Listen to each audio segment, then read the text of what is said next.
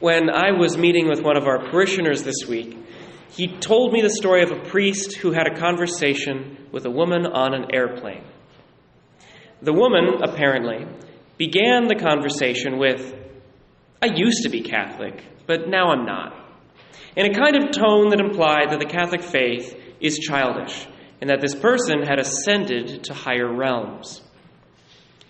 Well, the priest on the plane, surprising even himself, immediately stopped this woman and said, "You know, it's not good to lie to a priest." She was taken aback. What she said was true. She was baptized as a Catholic, and now she no longer practiced the Catholic faith. The priest clarified, "You were never actually Catholic. If you were Catholic, you would be able to tell me something from the catechism, something about the Catholic faith." The woman faltered. She could come up with nothing. "See," the priest finished, "you never left the Catholic faith because you never knew what it meant to be Catholic in the first place." This story made me think about our children. Many of you tell me how sad it is that your children no longer come to Mass. And you tell me how hard you try to convert them back and how impossible that seems for you. Why is this so hard? It's hard because of the principle that Jesus quotes in the gospel today. No prophet is accepted in his own native place. Our children believe that they know Catholicism. Most were taught the faith. Some even went to Catholic school. So they all assume that they have been exposed to everything that Catholicism has to offer. And because of this assumption, they, like the people of Jesus' hometown, will not allow themselves to be surprised by the faith or to be open to new perspectives on their childhood religion. They believe that there is nothing left to learn, so they close themselves off. This is why, I believe, so many young people go through an Eastern religion phase. It is a commonplace anymore to believe that Buddhism or Taoism or yoga, I guess, are somehow deeper and more spiritual than Christianity. But have any of these young people ever read the Christian mystics? Have they ever gone to exposition of the Blessed Sacrament, reverently done in a beautiful church? Our tradition can go toe-to-toe with any other religion regarding prayer, art, ritual, and spirituality. And beyond that, our religion also has revelation, history, and, I dare say, truth. But when a cradle Christian craves a deep religious experience, as all human beings do, they always seem to look elsewhere. Their supposed familiarity with Christianity has bred contempt, and they do not believe that they can find anything spiritual in the religion of their childhood. No prophet is accepted in his own native place because his townspeople will not allow him to grow beyond being a child. So how do we combat this?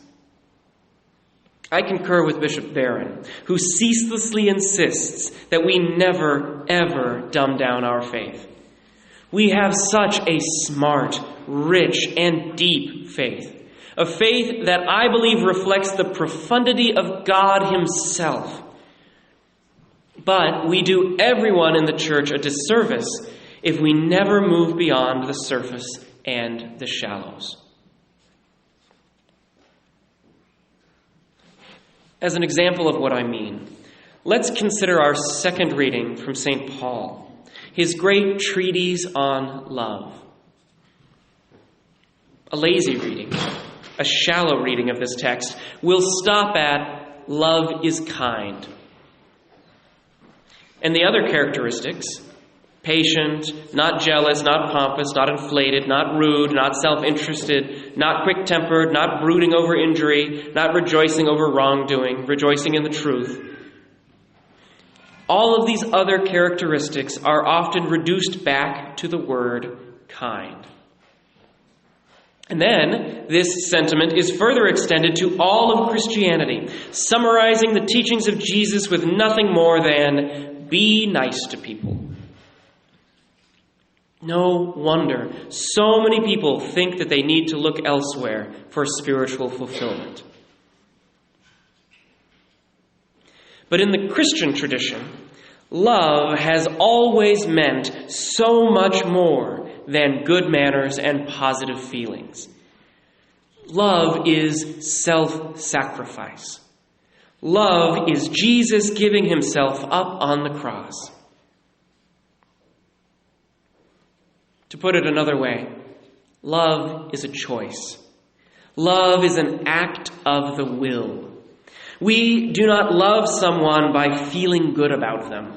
We love someone by saying, even if I hate your guts, even if you are the most annoying person in my world, I will still act for your greatest good, even if that means I have to sacrifice something of myself. Sometimes love is easy. I want my children to succeed, so I do everything I can to help them, even giving up my time and money. And sometimes love is incredibly difficult. I want my children to succeed, so I have to discipline them. I have to give them a hard truth. Or I know my addicted family member has to bottom out before she will seek help. So I'm going to stop enabling her because I know a crisis will actually be the best thing for her. There's nothing easy about that type of love, and there's nothing in it that's just being nice. And this approach to love gives the words of St. Paul a much deeper meaning. He is not asking us to be nice people. He is asking us to subject our wills, our desires, our inclinations toward violence and vengeance. He is asking us to subject these to the interests of other people. He is asking us to sacrifice all of our guilty pleasures and self-interested personality traits so that we can focus on giving ourselves in service to everyone around us, just as Jesus gave himself in service to the world on the cross.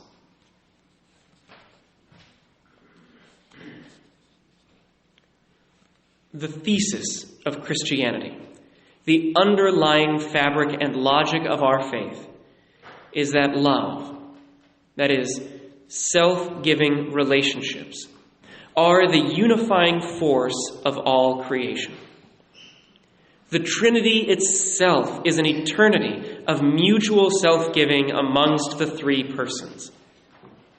Creation, the Incarnation, the Passion, and Pentecost were all astonishing acts of divine self-gift. Every saint is evaluated by the extent to which they gave of themselves. It is for this reason that between faith, hope, and love, it is love that will remain. Faith is belief in things unseen, but we will see all revealed at the end of time. Hope is believing God's promises, but God's promises will all be fulfilled in heaven. No, it is love, these relationships of mutual self-gift, that will persist into eternity. In the unfiltered presence of God, every single one of our relationships will be marked and governed by our complete gift of self to God and to each other. Love is the nature of the eternal reality.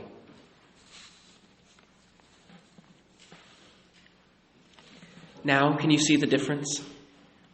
Being nice to people is a bland, uninspiring reality that might make society more pleasant, but lacks the gravity to give life meaning. This love costs us very little. On the other hand, living a life of self-sacrifice for God and neighbor, giving one's life to a mission that imitates the mission of Jesus on the cross, these are ideas that stir the human heart and inspire heroes and saints. This love costs us everything, and it is this love that we desire with our entire being. We have got to reclaim the depth, richness, and significance of our faith. As St. Paul says, "When I was a child, I used to talk as a child, think as a child, reason as a child. When I became a man, I put aside childish things." It is perfectly appropriate to speak to children about sharing and caring, about Jesus telling us to be nice and respectful. This is exactly where we should start in their Christian journey. But few of us have ever been given the opportunity or the challenge to put away childish things and investigate the profundity of a religious tradition that can claim the greatest minds in Western history and has inspired the greatest saints known to mankind. That's our tradition. That's the Christian tradition. If we are ever led to believe that Christianity in general, and especially Catholicism, are somehow simple, shallow, or stupid, it is not because this is the reality of the faith. It is because, like the people of Nazareth, when we think we know something, we jail it inside our preconceived notions and refuse to let it grow or surprise us. My friends, the Catholic faith in its fullness is always surprising, and its riches can never be exhausted. If we have not already, it is time for us to jump into the deep, adult end of our faith, to read books, watch videos, sign up for formed.org, learn history, study the catechism. It is time to do this, lest we allow our familiarity to breed contempt, and we abandon a Catholic faith that we never really knew.